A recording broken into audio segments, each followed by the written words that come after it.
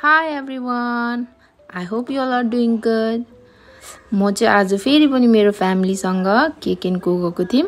मेरो छोरा चाहिँ जहिले बाटोमा हिँड्दाखेरि यो ठाउँ छिर्नै खोज्छ है देख्नुबित्तिकै।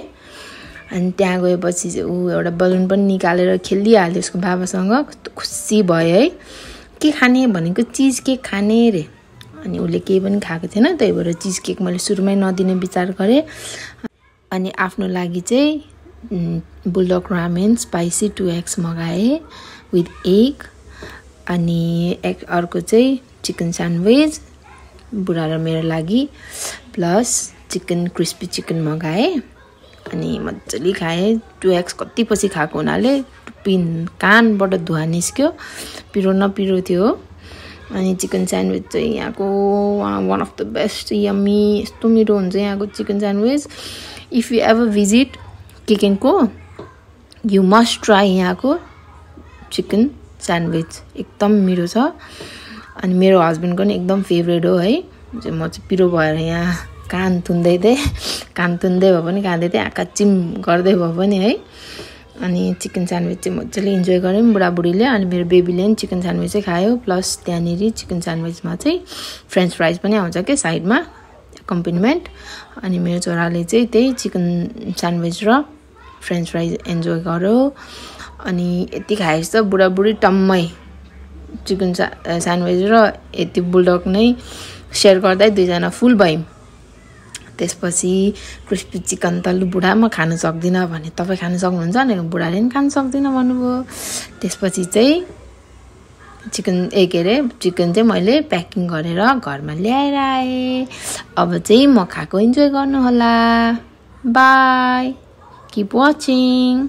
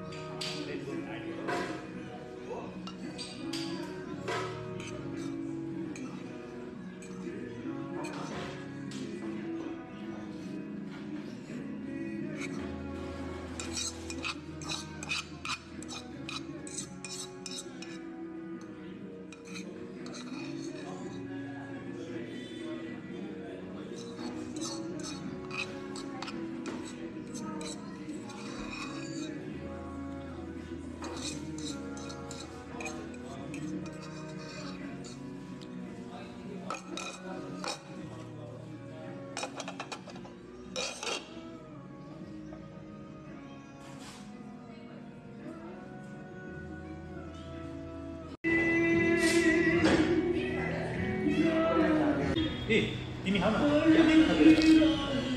हेर न। म चाहिँ भर्खरदेखि यसरी भिडियोहरू गर्न थालेको हुन अलि आइएम काइन्ड अफ इन्ट्रोभर्ट है। अनि but I am trying to get out of my shell, my bubble, my comfort zone है। I am trying to be more outgoing. यसरी पब्लिकमा भिडियो खिच्ने यताउति गर्ने त मैले पहिला त कहिले गर्दैन थियो।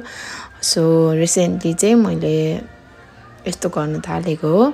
So I might be awkward है, I might look awkward, I might sound awkward, तर पनि please bear with me, keep showering me with love. अनि म चाहिँ आफूलाई इम्प्रुभ गर्दै लानेछु।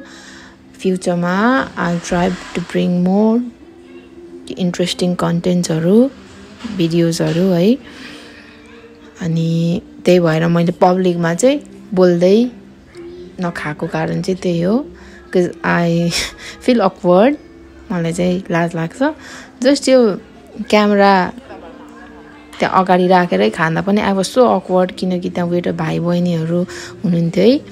अनि they were watching. I felt like they were watching. They were not watching, but I was very conscious. I felt like they were watching me.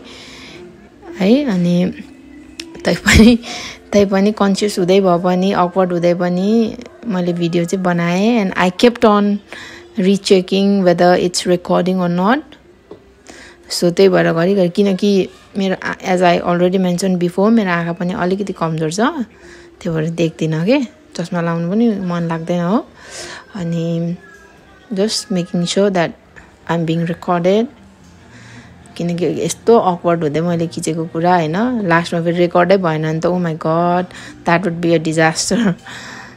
I hope you enjoyed my video, today's video. Hai, keep watching, keep supporting. अनि मलाई के रे suggest पनि गर्न सक्नुहुन्छ कि what kind of videos you would like to watch in my channel. अनि those who have already subscribed, thank you for your support. अनि जो चाहिँ new हुनुहुन्छ, I hope you will subscribe my channel. Once again, thank you. Bye.